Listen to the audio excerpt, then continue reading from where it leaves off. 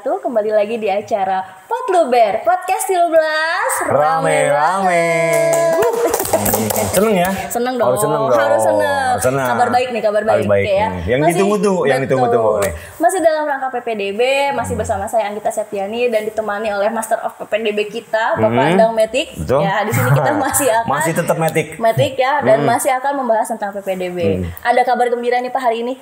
Ada, ini sangat gembira ya, karena ini hari yang ditunggu-tunggu nih. Hari yang ditunggu-tunggu oleh teman-teman semua. Betul, pastinya. Emang ada apa sih Pak?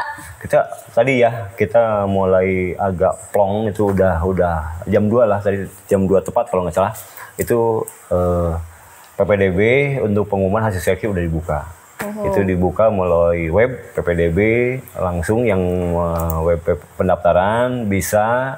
Tapi informasi juga masih loading ya, karena mungkin biasa orang berjubel-jubel pingin di satu, pengen tahu, makanya itu. Tapi ada solusi, ada di PPD jabarprov.go.id. Nanti ada deskripsinya, ada di situ. Ya, jadi bisa diakses selain di web pendaftaran kemarin, bisa juga diakses melalui web ppdb.jabarprov.go.id ya Pak. Oke, kita ucapkan dulu selamat Pak buat teman-teman yang sudah diterima di tahap 1. Selamat bergabung di SMK Negeri 13 Bandung. Buat yang belum, jangan berkecil hati. Masih ada tahap 2 gitu. Oke, nah setelah penerimaan pasti akan dilanjutkan dengan proses yang namanya daftar ulang ya Pak ya. Nah, dari kapan sih mulainya? Daftar ulang kita rencana mulai dari besok ya. Mulai dari besok dari tanggal 21, 22, dan 23 sampai Jumat. Ya? Tapi kami harapkan jangan dulu daftar ulang ya, sebelum berkasnya lengkap. Karena di berkas juga ada yang asli dan ada yang fotokopi. Contoh yang asli kan bukti pendaftaran itu harus ya, wajib ya. Bukti pendaftaran wajib asli, terus ada lagi surat keterangan sehat tidak buta warna dan sehat paru, itu yang masuk diterima di kimia analis, itu wajib asli. Oke. Yang lainnya boleh fotokopi. Iya, siap. Jadi buat teman-teman yang diterima di tahap 1, jangan lupa untuk daftar ulang dari tanggal 21 sampai tanggal 23 nanti hari Jumat.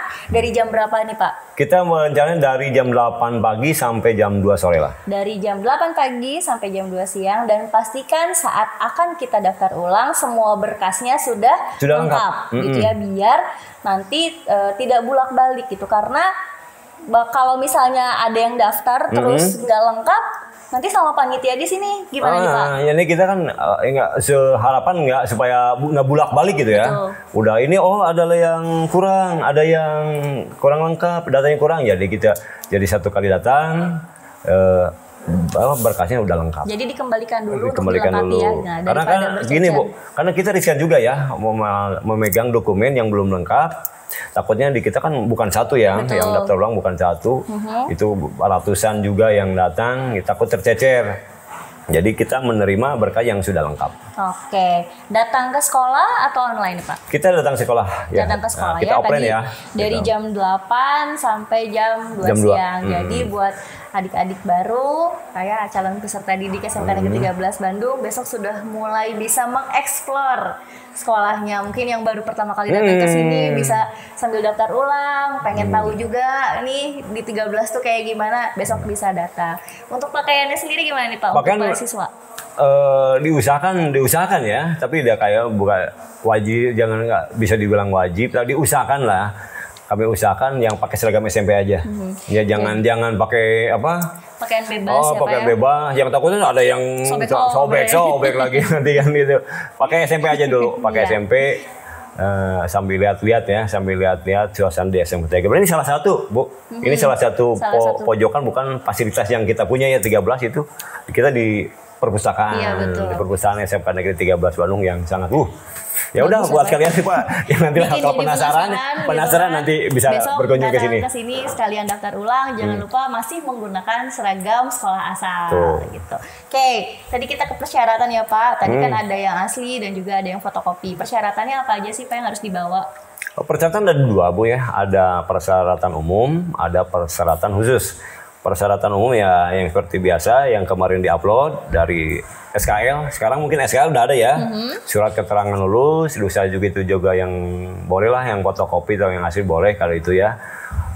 SKL, akte, KK, terus KTP orang tua, diusahakan KTP bapak ya, orang tuanya yang tertera di kartu keluarga.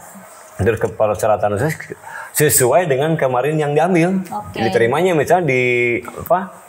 Di kejuaraan itu bukti dokumen yang kemarin diupload dibawa. Berarti piagamnya itu dibawa di fotokopi ya Pak? Di fotokopi. Kalau piala gitu nggak usah dibawa ya, cukup piagamnya saja. Oke. Nah terus kalau misalnya tadi dengar kalau ada yang punya kartu bantuan pemerintah gimana nih Pak gitu kalau misalnya bukan lewat jalur KTM? Rencananya gini, untuk tahun sekarang kita pingin masih ada data yang banyak yang mengajukan ya, terutama di PIP ya, Program Indonesia Pintar. Dasarnya kami kan itu narik datanya dari SMP. Yang takutkan dari SMP tidak tertarik, datanya tidak terdaftar di kami, terutama di Dapodik SMK 13. Kita diharapkan bagi yang mempunyai kartu, misalnya kartu KIP, PKH, apapun, atau yang terakhir kemarin musyawarah bisa dilampirkan. Bagi yang punya ya. Jangan mengadakan kemarin nggak punya sekarang jadi punya. Gitu. Kalau ada silakan dilampirkan fotokopinya. Jadi tambahannya mungkin itu. Tambahan itu untuk tahun sekarang mudah-mudahan bisa kita ke rekap untuk dimasukkan atau didatakan yang di KIP lah, di PIP itu. Sekolah mencoba untuk mengakomodir. Betul. Jadi jangan sampai ada Pak saya punya PIP tapi saya nggak dapat. Soal dapat dan tidaknya kita bukan ranah kita ranah kita hanya merekomendasi atau mengusulkan merekomendasi, kita tidak ada kewenangan untuk mengeluarkan bantuan itu. Ya. Kemudian ada persyaratan tambahan ya Pak, katanya untuk peminatan ekskul dan juga pernyataan siswa. Itu bagaimana nih Pak? Ekskul ada 2 ya, ada ekskul wajib kalau nggak salah, ada ekskul wajib itu Paskibra, Pramuka dan PMR. Itu wajib diikuti selama minimal 1 tahun ya, kalau nggak salah. Tapi bisa 2 kan. Soal ekskul wajib nih Pramuka, PMR, dan Paskibra gitu ya. Itu ekskul wajibnya salah satu itu, tapi pengen juga ada basket boleh. Misalnya ada lagi karawitan boleh. Ada karate, silat yang ada di itu boleh. Jadi boleh ya. Tapi wajibnya itu harus diikuti. Jadi nanti buat para calon peserta didik yang sudah diterima akan ada persyaratan tambahan untuk daftar ulang. Nanti linknya akan disertakan di deskripsi di IG ataupun di YouTube ini. Jadi datang dalam kondisi persyaratan tambahannya sudah terisi ya Pak ya. Gitu. Karena nanti ada peminatan ekskul, silahkan dipikirkan, didiskusikan dengan orang tuanya kira-kira mau ikut ekskul apa gitu. Kalau misalnya cuma wajib aja boleh ya Pak? Boleh. Wajib aja boleh. Tapi kalau misalnya punya peminatan lain pengen ikut ekskul yang lain juga boleh. Gitu. Dan juga selama itu bukan mampu ya, bisa bisa kan waktunya harus dibagi juga. Boleh. Tapi yang wajib itu benar-benar namanya juga wajib itu harus ya minimal karena 1. Yang kapitaul kan yang satu itu kan untuk pembentukan karakter betul. Iya. Dan juga tadi pernyataan siswa itu harus ditandatangan dan juga bermaterai ya Pak ya? Ada di tanda tangan siswa, dikasih materai, di POM-nya itu ada dikasih materai tanda tangan oleh siswa sendiri dan orang tua. Nah nanti berkasnya sendiri Pak dikumpulkan berdasarkan jurusan di dalam map atau seperti gimana Pak? Nanti di dalam map, nanti di deskripsi ya kita muncul. Kalau nggak salah ada merah, ada hijau ya, kalau ada kuning kalau nggak salah itu. Nanti adalah untuk RPA biasanya kuning kalau nggak salah ya. Kimia itu hijau atau merah. Nanti bisa dilihat lagi ya, takut saya salah nih. Ada di situ dimasukkan ke map, disesuaikan dengan jurusan. Jadi nanti teman-teman bisa memasukkan semua berkasnya di dalam map. Itu untuk kimia analis hijau katanya Pak, hijau. Gitu. Kemudian TJKT kuning dan juga PPLG merah. Betul. Jadi dipastikan semuanya sesuai dengan jurusannya Pak, mapnya jangan sampai tertukar karena khawatirnya nanti pas pendataan di sekolahnya tertukar gitu. Kadang-kadang kita ini ada TKJ atau PPLG yang masuk ke kimia atau jadi kan kalau dengan dibedakan mapnya itu kita lebih mudah untuk memilah mensortirnya. Siap. Kemudian nih Pak, tadi kan Bapak bilang jangan berkecil hati ya buat teman-teman yang tidak diterima tahap 1 karena akan nanti ada di tahap 2. Nah, gimana nih Pak kalau misalnya ada siswa atau ada calon peserta didik yang dia diterima, kan untuk jalur KTM tuh ada yang di swasta, ada pilihan ketiga ya? Swasta ya. Ada pilihan ketiga. Kalau misalnya dia diterima nih sekarang di swasta, tapi setelah mungkin berdiskusi sama orang tuanya atau berdasarkan berbagai pertimbangan, kayaknya saya mau ikut lagi nih tahap 2. Nah, prosesnya seperti apa? Sebenarnya bukan di KTM aja ya, yang secara sistem udah keterima di tahap, di pilihan ketiga di swasta, itu bisa caranya mengundurkan diri, datang ke kami, ke sekolah, yang keterima di pilihan ketiga ya di swasta. Kalau misalnya di pilihan ketiga keterima tapi saya pengen mencoba lagi ya, biasanya suka gitu yang banyak kan mau coba lagi karena mungkin nggak puas ya karena cita-citanya belum tercapai, masa ada satu kesempatan lagi di tahap 2, boleh datang aja ke sekolah membawa surat pernyataan untuk mengundurkan diri gitu. Datang ke kami, nanti kami proses untuk dibukakan kembali akunnya. Sehingga bisa daftar.